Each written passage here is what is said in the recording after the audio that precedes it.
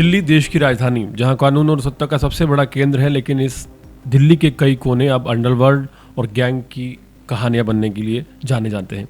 हाल ही में सामने आया बवाना की घटना ने एक बार फिर सवाल खड़ा कर दिया था कि क्या दिल्ली धीरे धीरे अपराधियों का गढ़ बनती जा रही है। 19 मार्च 2026 की शाम दिल्ली के बवाना इलाके के हरवली गांव में अचानक गोलियों की तड़तड़ाहट गूंज उठी। बाइक सवार 3 बदमाशों ने एक घर को निशाना बनाकर अंधाधुंध फायरिंग कर दी। उस घर में मौजूद परिवार के 3 लोग और बाहर खड़ा एक राहगीर गोलियों की चपेट में आ गया। चारों लोग घायल हो गए, लेकिन उनमें से एक शख्स रवि भारद्वाज, उसने दम तोड़ दिया। उसकी पहचान गोगी गैंग से जुड़ी बताई जा रही है। इस हमले के पीछे शक की सुई सीधे टिल्लू ताजपुरिया गैंग की ओर गई। बताया गया कि यह हमला एक पुरानी रंजिश का नतीजा था। दिल्ली में पहले भी इन दोनों गैंग्स के बीच कई बार खून खराबा हो चुका है। हैरानी की बात यह है कि दोनों गैंग के बड़े चेहरे अब इस दुनिया में नहीं, लेकिन उनके गुर्गे आज भी उसी दुश्मनी को आगे बढ़ा रहे हैं। इस सनसनीखेज वारदात के बाद पुलिस हरकत में आई। दिल्ली पुलिस ने इस ब्लाइंड मर्डर केस मानते हुए जांच शुरू की। कई दिनों तक कोई सुराग नहीं मिला, लेकिन आखिरकार बिहार पुलिस के साथ एक जॉइंट ऑपरेशन में बड़ा खुलासा हुआ।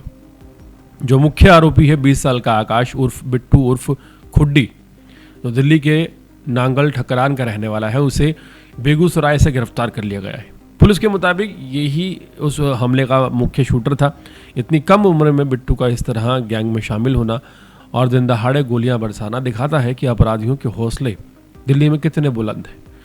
बताया जाता है कि वारदात को अंजाम देने के बाद बिट्टू और उसके साथी बड़ी आसानी से दिल्ली से फरार हो गए। यही नहीं, वो दिल्ली से सैकड़ों किलोमीटर दूर जाकर छिप भी गए, लेकिन आखिरकार पुलिस की पकड़ से बच नहीं पाए। इस घटना ने एक बार फिर ये सोचने पर मजबूर कर दिया है कि आखिर क्यों दिल्ली में गैंगबाजी इतनी बढ़ती जा रही है। कुछ लोगों का यह मानना है कि राजधानी में सक्रिय गैंग्स की संख्या बढ़ गई है और काफ़ी ज़्यादा है।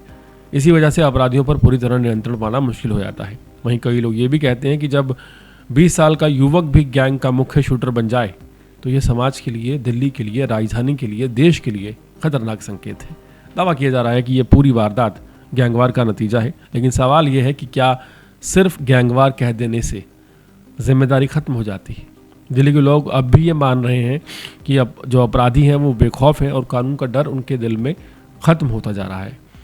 किसी भी नज़रिए से देखें, यह साफ है कि दिल्ली में अपराध और अपराधियों का बेलगाम बोलबाला बढ़ता जा रहा है, और जब राजधानी ही इस तरह की घटनाओं से कांपने लगे तो पूरे देश के लिए एक गंभीर चेतावनी बन जाती है।